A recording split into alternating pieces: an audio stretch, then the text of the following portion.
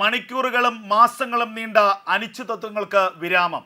ലോകത്തിന് ആശ്വാസമായി ഗാസയിൽ ഇസ്രായേൽ വെടിനിർത്തി. ഗാസയിൽ ഇസ്രായേലും ഹമാസുമായുള്ള വെടിനിർത്തൽ കരാർ പ്രാബല്യത്തിൽ വന്നു എന്നുള്ള ഏറ്റവും വലിയ ആശ്വാസം നൽകുന്ന വാർത്തയാണ് ഇപ്പോൾ പശ്ചിമേഷ്യയിൽ നിന്ന് പുറത്തു വരുന്നത്.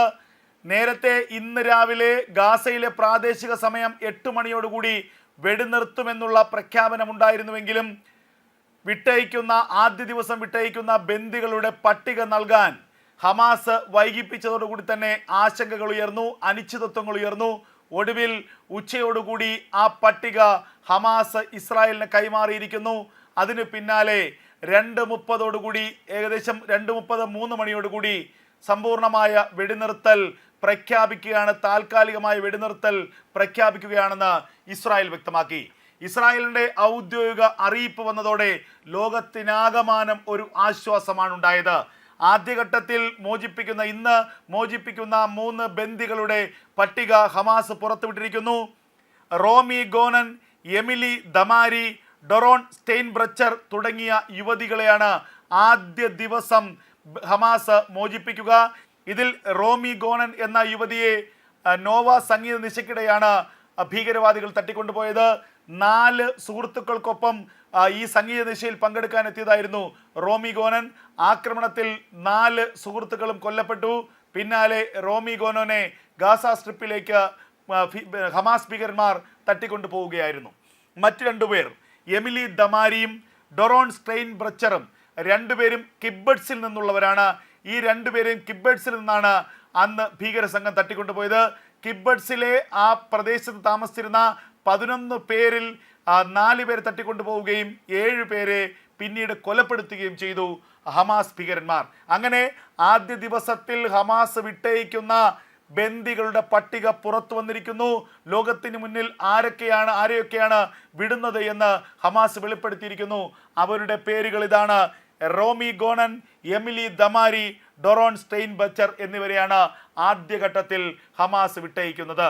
അതേസമയം വെടിനിർത്തൽ കരാർ പ്രാബല്യത്തിൽ വരുമെന്ന് പറഞ്ഞ ഇന്നും ഗാസ സ്ട്രിപ്പിലുടനീളം ഇസ്രായേൽ ആക്രമണം നടത്തി എന്നുള്ളതാണ് ഏറ്റവും ശ്രദ്ധേയമായ കാര്യം. വെടിനിർത്തൽ കരാർ പ്രാബല്യത്തിൽ വരുമെന്ന് പ്രഖ്യാപിച്ചിരുന്ന രാവിലെ 8 മണിക്ക് മുൻപായി തന്നെ ഗാസ സ്ട്രിപ്പിൽ അവസാന വട്ടത്തിൽ ഇസ്രായേൽ വ്യോമസേനയുടെ ഫൈറ്റർ ജെറ്റുകൾ മാരകമായ ബോംബിംഗ് നടത്തി.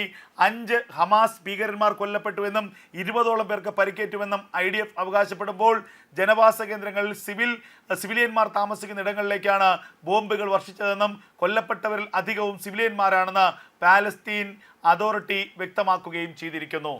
അങ്ങനെ 16 മാസത്തോളം നീണ്ട ഒരു യുദ്ധം, ലോകം തന്നെ കണ്ട ഏറ്റവും നീണ്ട യുദ്ധങ്ങളിലൊന്ന് താൽക്കാലികമായെങ്കിലും അവസാനിക്കുകയാണ്. 2023 ഒക്ടോബർ മാസം 7 ഹമാസിന്റെ ഭീകരവാദികൾ സായുധരായി ഇസ്രായേലിനുള്ളിലേക്ക് കടന്നുകയറി നടത്തിയ കൊടും ക്രൂരത. ഇസ്രായേലിന്റെ സൈന്യമായിരുന്നില്ല അവരുടെ ലക്ഷ്യം. സാധാരണക്കാരായ സ്ത്രീകളും കുട്ടികളും പിഞ്ചു കുട്ടികളും അടക്കമുള്ളവരെ ദയനീയമായി പൈശാചികമായി കൊന്നൊടുക്കുകയായിരുന്നു ഹമാസിന്റെ ഭീകരവാദികൾ.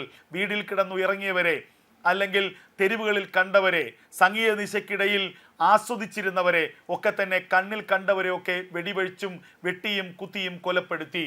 വീട്ടിൽ കിടന്നുറങ്ങുന്ന പിഞ്ചു കുട്ടികളടക്കമുള്ളവരെ ജീവനോടെ ദഹിപ്പിച്ചു, വീടുകൾക്ക് തീയിട്ടു.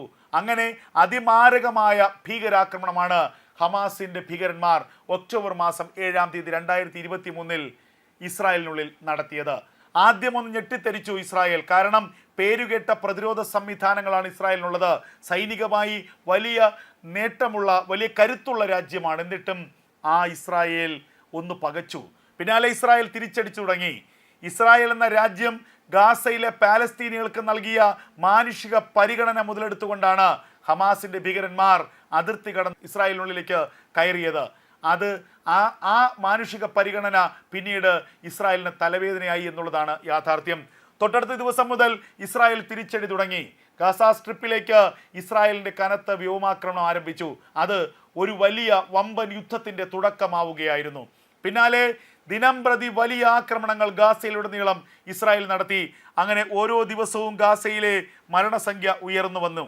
പിന്നാലെ അന്താരാഷ്ട്ര തലത്തിലുള്ള വലിയ സമ്മർദ്ദങ്ങളെ തുടർന്ന് നവംബർ മാസം 21 താൽക്കാലിക വെടിനിർത്തൽ ഹമാസും ഇസ്രായേലും തമ്മിൽ പ്രഖ്യാപിച്ചു. എന്നാൽ താൽക്കാലികമായ ആശ്വാസം മാത്രമായിരുന്നു ആ വെടിനിർത്തൽ. 7 ദിവസത്തെ വെടിനിർത്തലിന് ഒടുവിൽ ഏകപക്ഷീയമായി ഹമാസ് തന്നെ വെടിനിർത്തൽ കരാർ ലംഘിക്കുകയായിരുന്നു. ഇസ്രായേലിന് നേരെ വീണ്ടും റോക്കറ്റ് ആക്രമണം ഹമാസ് നടത്തി. പിന്നെ ഇസ്രായേൽ തിരിഞ്ഞു നോക്കിയിട്ടില്ല. ചരിത്രത്തിൽ തന്നെ ഏറ്റവും മാരകമായ പ്രഹരമായിരുന്നു ഇസ്രായേൽ ഗാസയിൽ ഹമാസിനെതിരെ നടത്തിയത്. ഓരോ ദിവസവും കൂടുതൽ ആക്രമണത്തിന്റെ രൂക്ഷത വർദ്ധിപ്പിച്ചിരുന്നു ഇസ്രായേലി സേന. പിന്നാലെ തെക്കൻ ഗാസയിലേക്ക് ഇസ്രായേലി സേന കരയുദ്ധവും ആരംഭിച്ചു. ഈ യുദ്ധത്തിലെല്ലാം തന്നെ ഹമാസിന് പിന്തുണയുമായി ഹൂതികളും അതുപോലെ ലെബനനിലെ ഹിസ്ബുള്ളയും ഇറാനുമൊക്കെ ഒളിഞ്ഞും തെളിഞ്ഞും ഇസ്രായേലിനെ ആക്രമിച്ചിരുന്നു, ഹമാസിന് പിന്തുണ നൽകിയിരുന്നു. ഒടുവിൽ ഏപ്രിൽ മാസത്തിൽ ഡമാസ്കസിലെ ഇറാൻ എംബസി ആക്രമിച്ച് ഇസ്രായേൽ തിരിച്ചടി തുടങ്ങി. നിരവധി ഇറാന്റെ ഉന്നത ഉദ്യോഗസ്ഥരടക്കം ആ ആക്രമണത്തിൽ കൊല്ലപ്പെട്ടു എന്നുള്ളതാണ് പിന്നീട് ലഭിച്ച വിവരങ്ങൾ. 300ഓളം മിസൈലുകളും ഡ്രോണുകളും ഉപയോഗിച്ചായിരുന്നു ഇറാന്റെ പ്രതികാരം. ഇസ്രായേലിന് നേരെ ഇറാന്റെ കനത്ത ആക്രമണമുണ്ടായി. എന്നാൽ ഇറാന്റെ ആക്രമണത്തിൽ കാര്യമായ നാശനഷ്ടമൊന്നും തന്നെ ഇസ്രായേലിനുണ്ടായില്ല. ഇസ്രായേലിന്റെ അയൺ ഡോം പ്രതിരോധ സംവിധാനം അതിനെയൊക്കെ തന്നെ നിർവീര്യമാക്കുന്ന കാഴ്ചയാണ് നമ്മൾ കണ്ടത്. പിന്നാലെ ഇസ്രായേൽ നടത്തിയ തിരിച്ചടിയിൽ ഇറാനിൽ വലിയ പ്രകമ്പനങ്ങളുണ്ടായി. 2 മിസൈലുകൾ ഉപയോഗിച്ചായിരുന്നു ഇസ്രായേലിന്റെ തിരിച്ചടി. അത് കാര്യമായ നാശനഷ്ടം ഇറാനിൽ ഉണ്ടാക്കി എന്നുള്ളതും യാഥാർത്ഥ്യമായിരുന്നു. അതിനുശേഷമായിരുന്നു റഫയിലേക്കുള്ള ഇസ്രായേലിന്റെ കടന്നുകയറ്റം.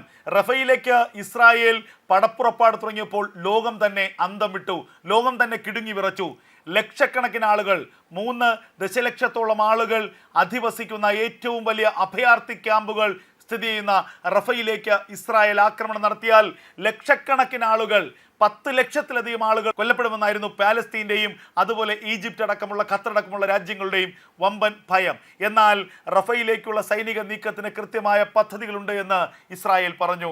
റഫയിലെ സിവിലിയന്മാരെ അവരുടെ ജനവാസ കേന്ദ്രങ്ങളിൽ നിന്ന് പ്രത്യേകം ഇടങ്ങളിലേക്ക് ഒഴിപ്പിച്ചു.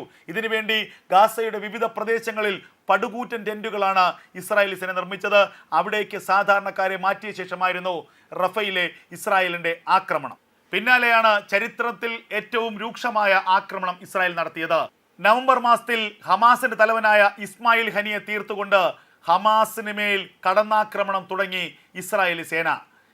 ഇറാന്റെ പുതിയ പ്രസിഡന്റായി മസൂദ് പെഷസ്കിയാൻ ചുമതലയേൽക്കുന്ന ചടങ്ങിലേക്ക് അതിഥിയായി എത്തിയതായിരുന്നു ഇറാനിലേക്ക് ഇസ്മായിൽ ഹനിയ.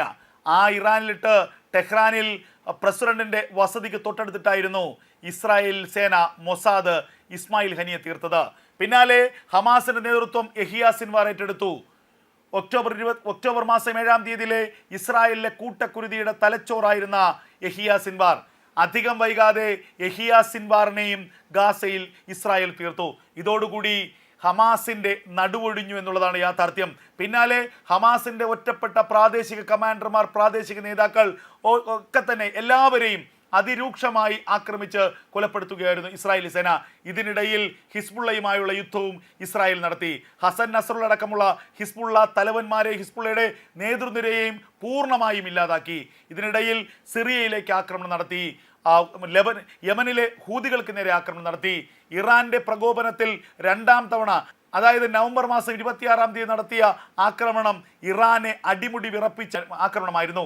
ഇറാന്റെ തലസ്ഥാനമായ ടെഹ്റാനിലും പരിസര പ്രദേശങ്ങളിലുമുള്ള വ്യോമ പ്രതിരോധ സംവിധാനങ്ങളെ പൂർണ്ണമായും തകർത്തു.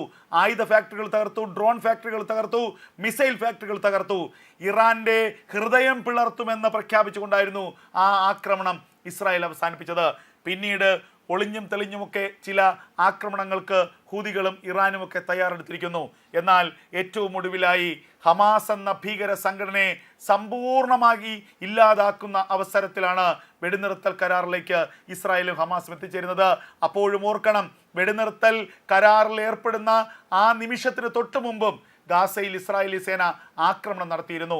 അവസാന സമയത്തും ഒരു ഹമാസ് ഭീകരനെങ്കിലും കൊലപ്പെടുത്താൻ കഴിഞ്ഞാൽ അത് ചെയ്യണമെന്ന നിർദ്ദേശമായിരുന്നു ബെഞ്ചമിൻ നെതന്യാഹു തൻ്റെ സൈന്യത്തിന് നൽകിയത്.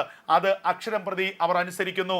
ഹമാസ് അനുകൂലികളും അല്ലെങ്കിൽ ഇസ്രായേൽ വിരോധികളും ലോകത്ത് പറയുന്നുണ്ട്, ഹമാസ് വിജയിച്ചു, ഹമാസ് ഒടുവിൽ വിജയിച്ചിരിക്കുന്നു, ഒടുവിൽ വെടിനിർത്തലിന് ഇസ്രായേലിന് സമ്മതിക്കേണ്ടി വന്നിരിക്കുന്നു, ഇസ്രായേൽ അടിയറവ് പറഞ്ഞിരിക്കുന്നു എന്നൊക്കെയാണ് കേരളത്തിൽ ഇരുന്നുകൊണ്ട് ഹമാസിനെ അനുകൂലിക്കുന്ന ചിലരെങ്കിലുമൊക്കെ കൊട്ടിഘോഷിക്കുന്നത്. യാഥാർത്ഥ്യം എന്താണ്? ഗാസയിൽ ഹമാസ് ഇനി എവിടെയാണ്?